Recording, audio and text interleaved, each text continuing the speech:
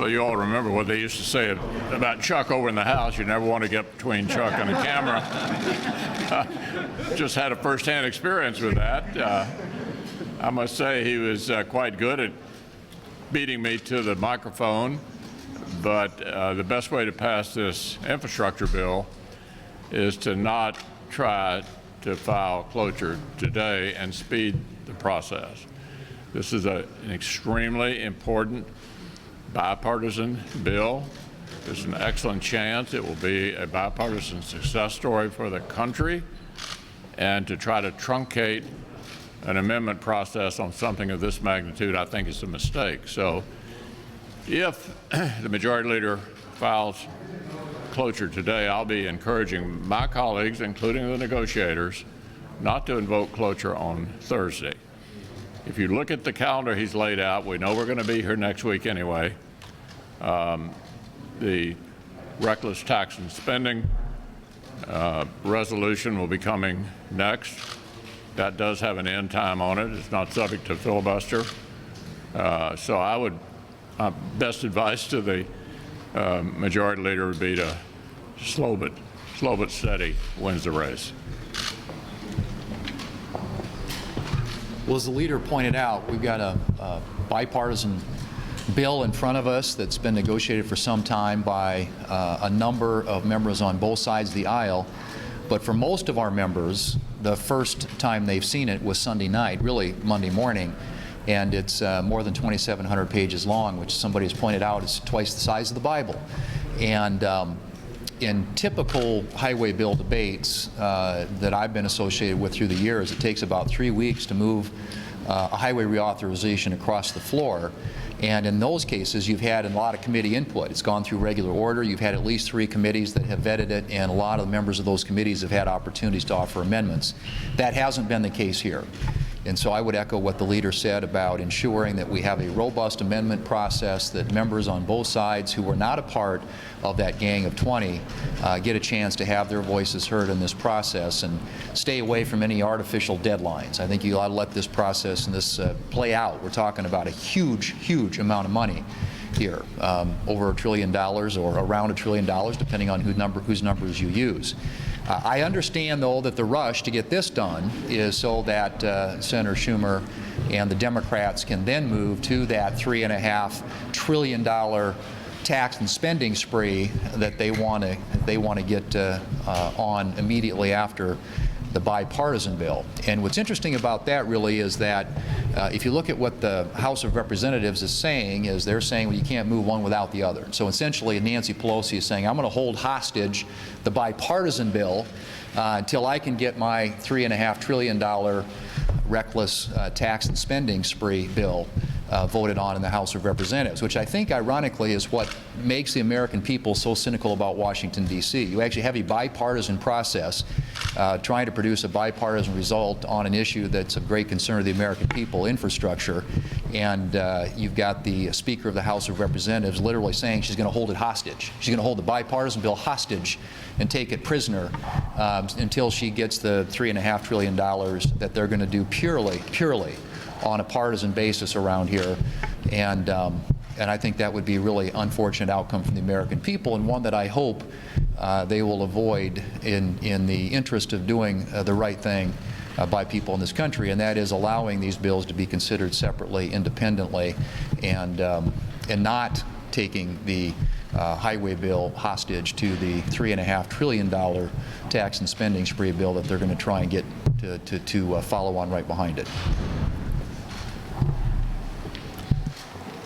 When it comes to COVID, there should only be one message to the American people, and that message is vaccines work.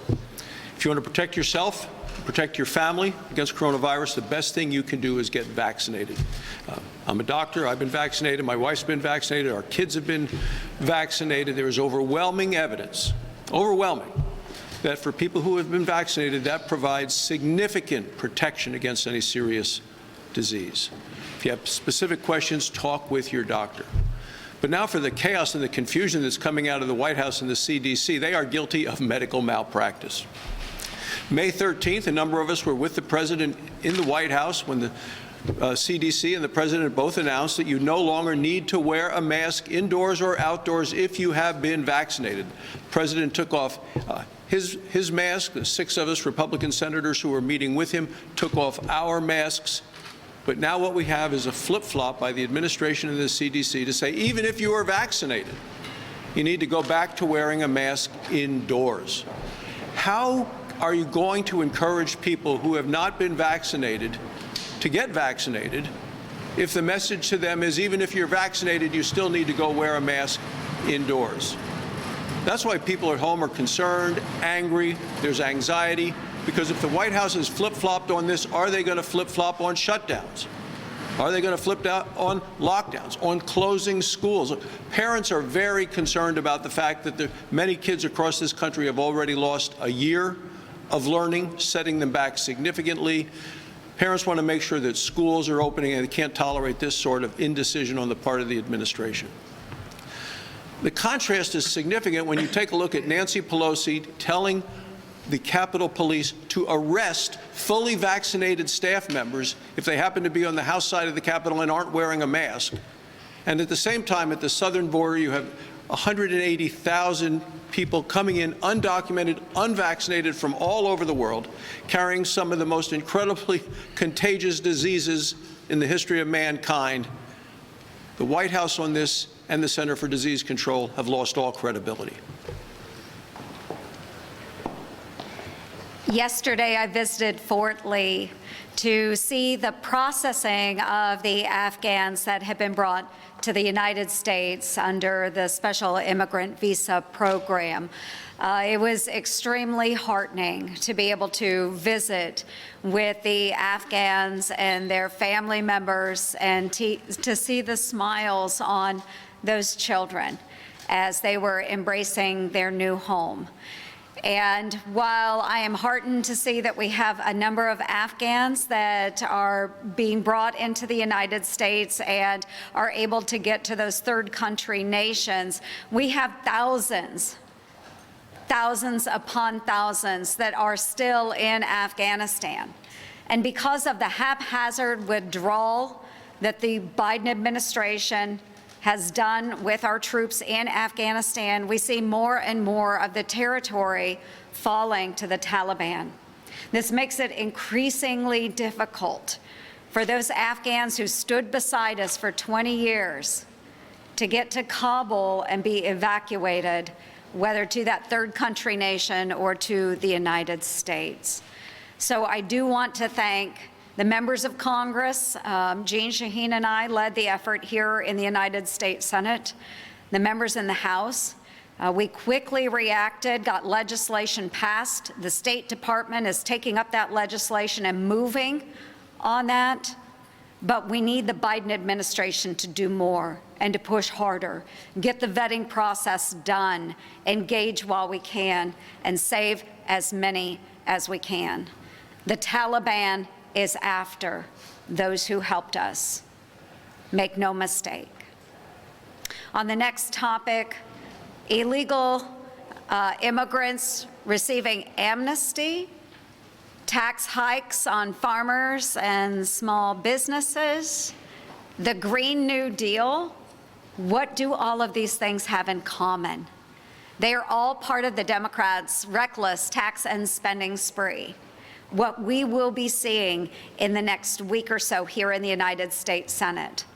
Americans are hurting. Hardworking families are hurting. They're paying more for their goods with inflation.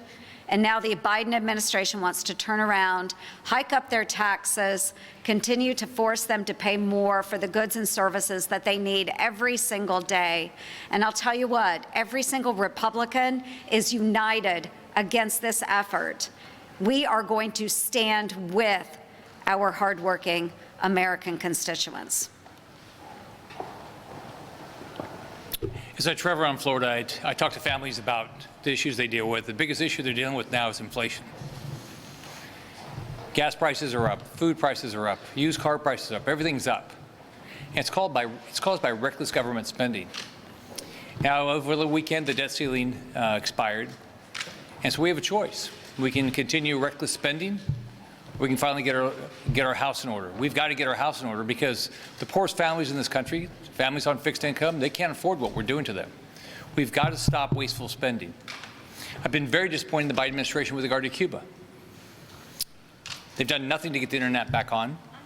They don't call out the atrocities. Over 1,000 dissidents are now detained and tortured. You saw plenty of video of peaceful protesters being beaten up.